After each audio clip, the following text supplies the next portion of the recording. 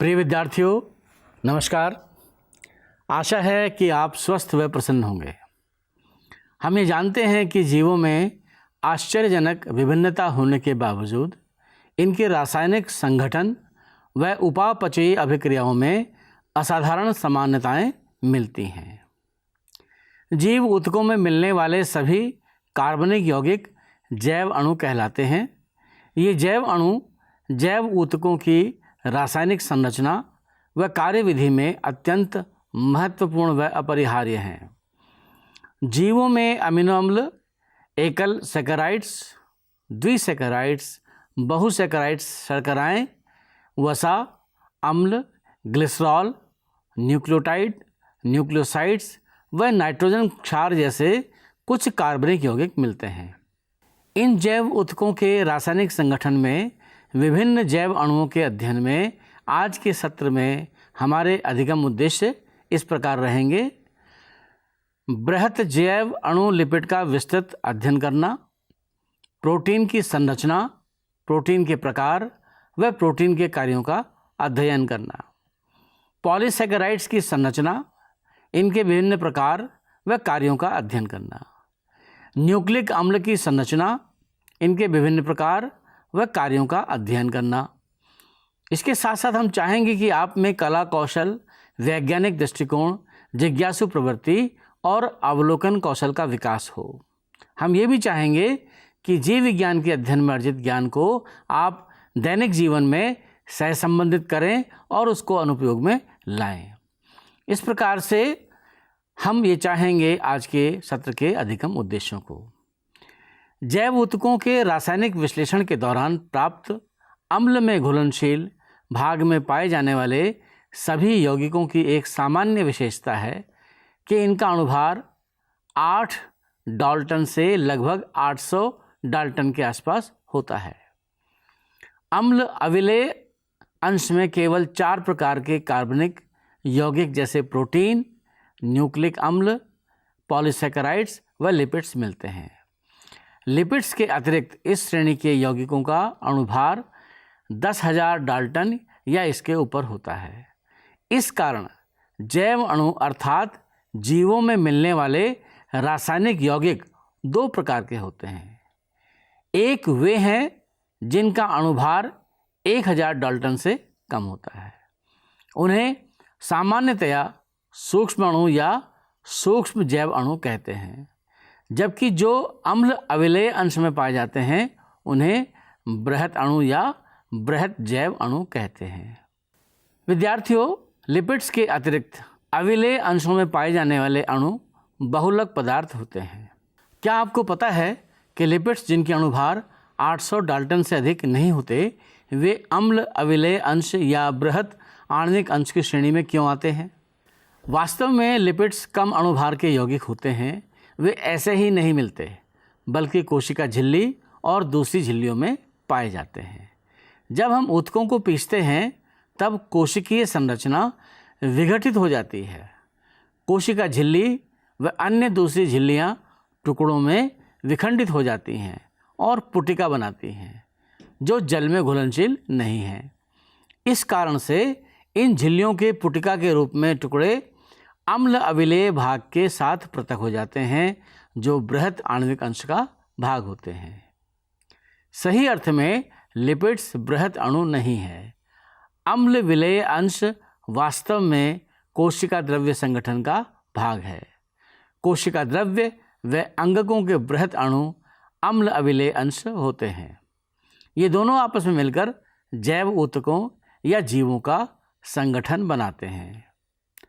संक्षेप में, यदि जीव ऊतकों में पाए जाने वाले रासायनिक संगठन को बाहुल्यता की दृष्टि से श्रेणीबद्ध किया जाए तो हम पाते हैं कि जीवों में पानी अर्थात जल सबसे सर्वाधिक बाहुल्यता से मिलने वाला रसायन है। आप स्क्रीन पर प्रदर्शित इस तालिका में देख सकते हैं। जल कुल कोशिकीय भार का 70 से 90% है। प्रोटीन 10 से 15%, कार्बोहाइड्रेट 3%, लिपिड 2%, न्यूक्लिक अम्ल 5 से 7% तथा आयन 1% हैं। इस प्रकार हम देखते हैं कि जीव में सर्वाधिक प्रचुर रसायन जल है। एक अत्यंत महत्वपूर्ण संरचनात्मक व कार्यात्मक जैव अणु प्रोटीन है। प्रोटीन पॉलीपेप्टाइड होते हैं। ये अमीनो अम्ल की रेखीय श्रृंखला होती है जो पेप्टाइड बंधों से जुड़ी होती है। प्रत्येक प्रोटीन अमीनो अम्ल का बहुलक है। अमीनो अम्ल 20 प्रकार के होते हैं, जैसे alanine, cysteine, proline, tryptophan, lysine आदि। आप देखिए स्क्रीन पर ग्लाइसिन, एलेनिन तथा सेरीन के चित्र प्रदर्शित किए गए हैं। प्रोटीन समबहुलक नहीं है बल्कि विषम बहुलक होते हैं। एक समबहुलक एक एकलक की कई बार आवृत्ति के कारण बनता है। अमीनो अम्ल के बारे में ये जानकारी अत्यंत महत्वपूर्ण है कि कुछ अमीनो अम्ल स्वास्थ्य के लिए अत्यंत आवश्यक होते हैं और इनकी आपूर्ति खाद्य पदार्थों के द्वारा होती है।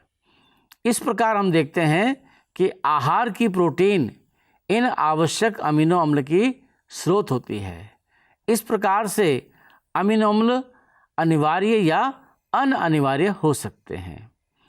अनअनिवार्य अमीनो अम्ल वे होते हैं जो हमारे शरीर में बनते हैं, जबकि हम अनिवार्य अमीनो अम्ल को आपूर्ति अपने खाद्य पदार्थ से करते हैं।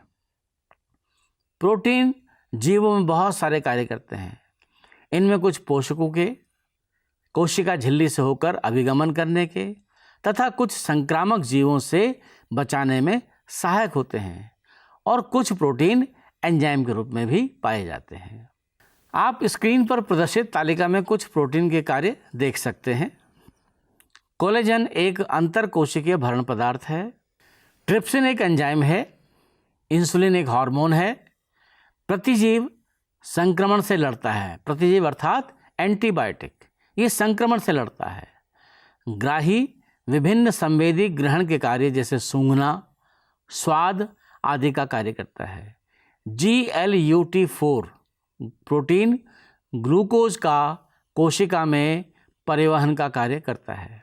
प्राणी जगत में सर्वाधिक प्रचुरता में मिलने वाला प्रोटीन कोलेजन है तथा संपूर्ण जैवमंडल में सर्वाधिक प्रचुरता से मिलने वाला प्रोटीन रूबिस्को नामक एंजाइम है। ये दोनों आप अवश्य याद रखें, परीक्षा की दृष्टि से अत्यंत महत्वपूर्ण है। अम्ल अविलेय भाग में दूसरे श्रेणी के बृहद अणुओं की तरह पॉलीसैकेराइड्स अर्थात कार्बोहाइड्रेट्स भी पाए जाते हैं। ये कार्बोहाइड्रेट या पॉलीसैकेराइड्स शर्करा की लंबी श्रृंखला होती है। यह श्रृंखला सूत की तरह है।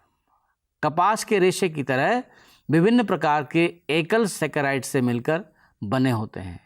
उदाहरण के लिए सेलुलोज एक बहुलक पॉलीसैकेराइड होता है जो एक प्रकार के मोनोसैकेराइड जैसे ग्लूकोज का बना होता है। सेलुलोज एक समबहुलक है। इसका एक परिवर्तक रूप स्टार्च है या मंड है। यह सेलुलोज से भिन्न होता है, लेकिन यह पादप ऊतकों में ऊर्जा भंडार के रूप में मिलता है। प्राणियों में एक अन्य परिवर्तित रूप होता है जिसे ग्लाइकोजन कहते हैं। इनुलिन फ्रैक्टोज का बहुलक है। स्क्रीन पर देखिए, एक पॉलीसैकेराइड श्रृंखला जैसे ग्लाइकोजन का दाहिना सिरा अपचायक व बायां सिरा अनअपचायक कहलाता है। ये शाखा युक्त होती है जो स्क्रीन पर दिखाए गए व्यंग्य चित्र अर्थात कार्टून जैसी दिखाई देती है। कार्बोहाइड्रेट्स के एक रूप मंड में द्वितीय कुंडलीदार संरचना मिलती है। जब हम मंड का परीक्षण करते हैं तो आपने देखा होगा कि ये आयोडीन के साथ नीला रंग देता है, जबकि हम जब सेलुलोज के साथ इस परीक्षण को करते हैं तो नीला रंग प्राप्त नहीं होता। क्या आप जानते हैं कि ऐसा क्यों होता है?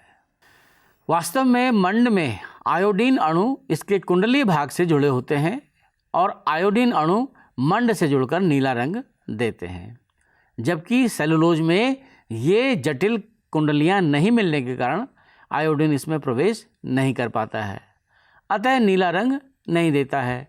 आपने कपास या रुई को देखा होगा या किसी सूती वस्त्र के धागे को खोलकर आप देखिए, इसमें पतले पतले रेशे या महीन धागे से दिखाई पड़ते हैं। क्या आप जानते हैं कि ये किस रसायन से बने हुए हैं? इसी प्रकार से आप प्रारंभ से ही कागज़ का प्रयोग करते आए हैं। ये कागज़ किस रसायन से बना होता है? क्या अभी कभी सोचा है आपने? दरअसल में ये सभी सेलुलोज से बने होते हैं। पादप कोशिका भित्ति सेलुलोज की बनी होती है। पौधों की लुगदी से कागज़ बनता है जो कि रासायनिक रूप से सेलुलोज होता है। रुई के धागे भी सेलुलोज के बने होते हैं और सूती वस्त्र तो बनता ही कपास या रुई से है। प्रकृति में बहुत सारे जटिल पॉलीसेकेराइड्स मिलते हैं। ये अमीनो शर्करा व रासायनिक रूप से परिवर्तित शर्करा जैसे ग्लूकोसामीन, एन-एसिटाइल ग्लूकोसामीन आदि से मिलकर बने होते हैं। विद्यार्थियों, क्या आप जानते हैं कि आर्थ्रोपोडा यानी जो कीट वर्ग है, इनके बाह्य कंकाल जटिल सेकेराइड्स काइटिन से बने होते हैं। ये जटिल पॉलीसेकेराइड्स अधिकतर समबहुलक होते हैं। दूसरे प्रकार का एक बृहत अणु जो किसी भी जीव ऊतक के अम्ल अविलेय अंश में मिलता है उसे न्यूक्लिक अम्ल कहते हैं। ये न्यूक्लिक अम्ल पॉलीन्यूक्लियोटाइड्स होते हैं। ये पॉलीसेकेराइड्स व पॉलीपेप्टाइड के साथ समाविष्ट होकर किसी भी जीव ऊतक या कोशिका का वास्तविक बृहत व आणविक अंश बनाता है। न्यूक्लिक अम्ल न्यूक्लियोटाइड से मिलकर बने होते हैं। स्क्रीन पर आप इस चित्र को ध्यान से देखिए। एक न्यूक्लियोटाइड 3 भिन्न रासायनिक घटकों से मिलकर बना होता है। पहला विषम चक्रीय यौगिक, दूसरा मोनोसेकेराइड व तीसरा फॉस्फोरिक अम्ल या फॉस्फेट होता है। अब आप स्क्रीन पर इस चित्र को देखिए। न्यूक्लिक अम्ल में विषम चक्रीय यौगिक नाइट्रोजन क्षार जैसे एडेनिन, गुआनिन, यूरेसिल, साइटोसिन और थाइमिन होते हैं। एडेनिन व गुआनिन प्रतिस्थापित प्यूरिन हैं तथा यूरेसिल, साइटोसिन और थाइमिन प्रतिस्थापित पिरिमिडीन हैं। इन विषम चक्रीय वलय को क्रमशः प्यूरिन व पिरिमिडीन कहते हैं। आप फिर से स्क्रीन पर देखिए। पॉलीन्यूक्लियोटाइड में मिलने वाली शर्करा या तो राइबोज अर्थात मोनोसेकेराइड पेंटोज होती है या डीऑक्सीराइबोज होती है। जिस न्यूक्लिक अम्ल में डीऑक्सीराइबोज मिलता है उसे डीऑक्सीराइबो न्यूक्लिक अम्ल अर्थात डीएनए कहते हैं और जिसमें राइबोज मिलता है उसे हम राइबो न्यूक्लिक अम्ल या आरएनए कहते हैं। प्रिय विद्यार्थियों, आज हमने जो कुछ भी सीखा है उसकी एक बार हम पुनरावृत्ति कर लेते हैं। जीव तंत्रों में केवल 3 प्रकार के बृहत अणु जैसे प्रोटीन, न्यूक्लिक अम्ल व पॉलीसेकेराइड्स या बहुसेकेराइड्स मिलते हैं। लिपिड्स झिल्ली से संबंधित होने के कारण बृहत आणविक अंश में रहते हैं। जैव बृहत अणु बहुलक होते हैं, वे विभिन्न घटकों से बने होते हैं। न्यूक्लिक अम्ल आनुवंशिक द्रव्य की कोशिका भित्तियों के रूप में कार्य करता है। बहुसेकेराइड्स पौधों, कवकों व संधि पादों के बाह्य कंकाल के घटक हैं। ये ऊर्जा के संचित रूप जैसे स्टार्च व ग्लाइकोजन में भी मिलते हैं। प्रोटीन विभिन्न कोशिकीय कार्यों में सहायता करते हैं। उनमें से कुछ एंजाइम्स, प्रतिरक्षी, ग्राही, हार्मोन्स व दूसरे संरचनात्मक प्रोटीन होते हैं। प्राणी जगत में सर्वाधिक प्रचुरता में मिलने वाला प्रोटीन कोलेजन है और संपूर्ण जैव मंडल में सर्वाधिक प्रचुरता से मिलने वाला प्रोटीन रूबिस्को है। हम जो कुछ भी अध्ययन कर रहे हैं उसका अभ्यास करना बहुत अनिवार्य है। तो आपके अभ्यास के लिए कुछ प्रश्न हैं। पहला प्रश्न है, बृहत अणु क्या है? उदाहरण दीजिए। दूसरा प्रश्न, अम्ल में घुलनशील भाग में पाए जाने वाले यौगिकों का अणुभार कितना होता है? तीसरा प्रश्न, जीवों में सर्वाधिक बाहुल्यता से मिलने वाले रसायन का नाम लिखें। चौथा प्रश्न, प्राणी जगत में सर्वाधिक प्रचुरता में मिलने वाली प्रोटीन का नाम लिखें।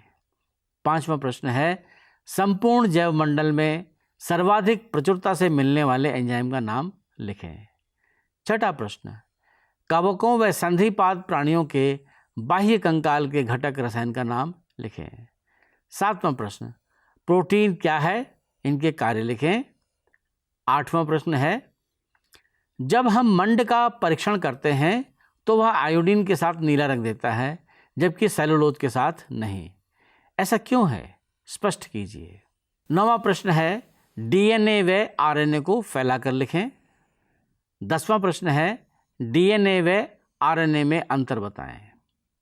प्रिय विद्यार्थियों, आज के सत्र में आपने जो कुछ भी सीखा है इसका स्वाध्याय करते रहें और अपने उद्देश्य की पूर्ति में सफल हों। इन्हीं शुभकामनाओं के साथ शीघ्र ही आपसे पुनः मिलेंगे। धन्यवाद।